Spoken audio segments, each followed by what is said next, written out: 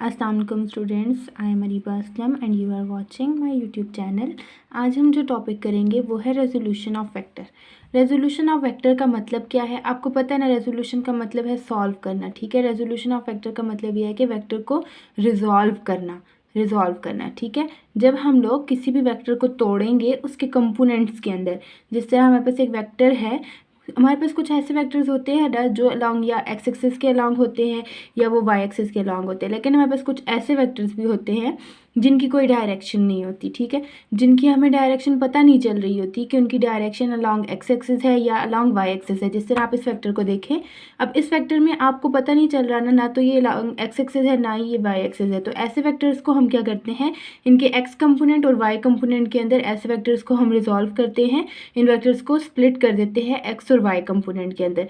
ये जो splitting of vector होती है ना into its component, into its X component, Y component, ठीक है, ये जो स्प्लिटिंग होती है इसको हम कहते हैं रेजोल्यूशन ऑफ वेक्टर। ये जो रेजोल्यूशन ऑफ वेक्टर है ये रिवर्स प्रोसेस होता है एडिशन ऑफ वेक्टर के। एडिशन ऑफ वेक्टर में हम क्या करते हैं, वेक्टर्स को ऐड करते हैं, जबकि रेजोल्यूशन ऑफ वेक्टर में हम वेक्टर्स को स्प्लिट कर देते हैं, ठीक है। अगर हम इस वेक्टर को रिजॉल्व करना स्टार्ट करें तो ये देखें, यहाँ से अगर हम इसको ऐसे रिजॉल्व करें और यहाँ से देखें, अगर हम इस वेक्टर को ऐसे रिजॉल्व करें, सपोज मैं कह देती हूँ कि ये एक वेक्टर है f, मैंने इसको इसके x कंपोनेंट में और इसके y कंपोनेंट में क्या किया है, रिजॉल्व। अब ये जो कंपोनेंट है ये क्या है, अलॉन्ग x एक्सिस है, और ये वाला जो कंपोनेंट है अलॉन्ग y एक्सिस है। अब इस वेक्टर को जब मैंने तोड़ा तो x एक्सिस के अलॉन्ग तोड़ा, तो मैंने कहा जो इस वेक्टर का x एक्सिस के अलॉन्ग वाला कंपोनेंट है उसको मैंने कह दिया fx, कि ये इस वेक्टर का x कंपोनेंट है।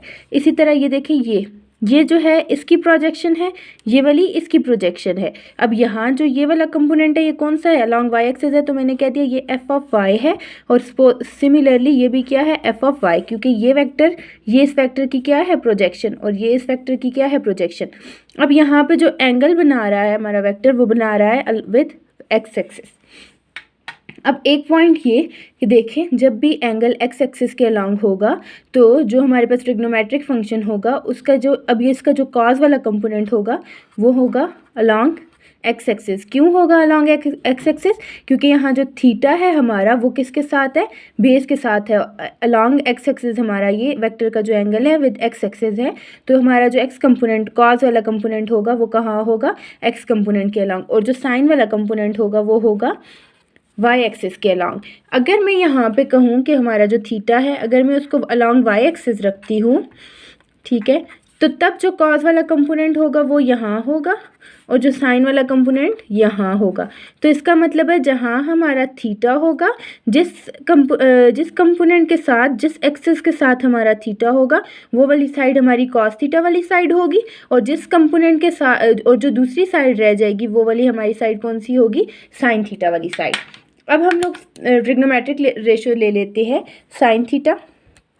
साइन थीटा किसके इक्वल होता है, some people have perpendicular over hypotenuse. इसी तरह कॉस थीटा होता है करली ब्राउन बेस ओवर हाइपोटेन्यूज। इसी तरह टेन थीटा होता है through proper brushing perpendicular divided by base. ये हमारे पास 3 ट्रिग्नोमेट्रिक रेशियो आ गई। अब अगर हमने x कंपोनेंट फाइंड आउट करना है तो देखिए हमारे पास x कंपोनेंट के अलॉन्ग कौन से वाला है, ट्रिग्नोमेट्रिक फंक्शन है कॉस थीटा है, क्योंकि एंगल जो है वो हमारा अलॉन्ग x एक्सिस है, तो हम लोग कौन से वाला कंपोनेंट लेंगे, कॉस थीटा वाला। हम लोग ले लेते हैं cos theta is equal to base by hypotenuse. अब यहाँ देखें, हमारा एंगल यहाँ से स्टार्ट हो रहा है ना, तो ये जो एंगल वाली साइड होती है ये कौन सी होती है, ये हमारे पास होती है बेस, ठीक है। और जो इसके परपेंडिकुलर पे, जो इसके सामने वाली साइड होती है वो होता है परपेंडिकुलर, और ये जो थर्ड साइड होती है ये क्या होता है, हाइपोटेन्यूज। अब यहाँ देखें बेस क्या है, बेस हमारी क्या है, एफ ऑफ एक्स, तो हमने लिखा F of x divide by hypotenuse क्या है, एफ कॉज ऑफ थीटा। अगर हम यहाँ से x कंपोनेंट निकालें तो वो आएगा F of X is equal to F cos of theta. इसी तरह आप देखें, अगर हम लोग y कंपोनेंट फाइंड आउट करेंगे तो y कंपोनेंट के अलॉन्ग हमारे पास यहाँ पे कौन सा फंक्शन है, साइन थीटा, तो हमने यहाँ से कौन सा ले लेना है, sign theta. Sine theta equal है परपेंडिकुलर ओवर हाइपोटेन्यूज के। अब परपेंडिकुलर हमारे पास क्या है, एफ ऑफ वाई, तो हमने लिखा F of Y divide by hypotenuse क्या है, एफ, तो हमने लिखा साइन थीटा इक्वल है F of Y divided by F के। अगर हम यहाँ से एफ ऑफ वाई निकालें तो वो आ जाएगा एफ साइन थीटा के इक्वल। अब डायरेक्शन जब हम फाइंड आउट करते हैं तो डायरेक्शन फाइंड आउट करने के लिए हम लोग यूज़ करते हैं tan theta. Tan theta equal है परपेंडिकुलर बाय बेस के। अगर यहाँ देखें तो परपेंडिकुलर क्या है, एफ ऑफ वाई, और डिवाइड बाय बेस क्या है, एफ ऑफ एक्स।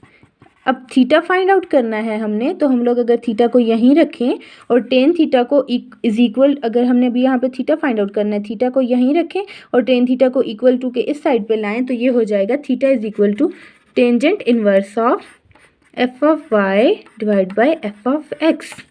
अब जब हम लोग मैग्नीट्यूड फाइंड आउट करते हैं तो मैग्नीट्यूड फाइंड आउट करने के लिए हम यूज़ करते हैं पाइथागोरस थ्योरम को। पाइथागोरस थ्योरम जो होता है वो होता है हाइपोटेन्यूज का स्क्वायर इक्वल टू बेस का स्क्वायर प्लस परपेंडिकुलर का स्क्वायर। अब हाइपोटेन्यूज हमारे पास क्या है, एफ है, तो हमने लिखा एफ का स्क्वायर इक्वल टू बेस क्या है, एफ ऑफ एक्स का होल स्क्वायर प्लस परपेंडिकुलर क्या है, एफ ऑफ वाई, तो एफ ऑफ वाई का होल स्क्वायर। तो F square is equal to F of X square plus F of Y square. हमने find करना है एफ, तो हम क्या करेंगे, take square root on both side, तो ये आ गया F is equal to square root F of X square plus F of Y square. अगर हम लोग वेक्टर को 3 कंपोनेंट में डिवाइड करें, मीन्स कि अगर हमारे पास 3 कोऑर्डिनेट हों एक्स वाई और जेड, तो तब मैग्नीट्यूड किसके इक्वल होगा, F of X square plus F of Y square plus F of Z square. मतलब यहाँ हम लोग अपने थर्ड कंपोनेंट को भी इंक्लूड कर लेंगे। आई होप स्टूडेंट्स कि आपको आज का लेक्चर समझ आया होगा। Thank you for watching my video. अस्सलाम वालेकुम।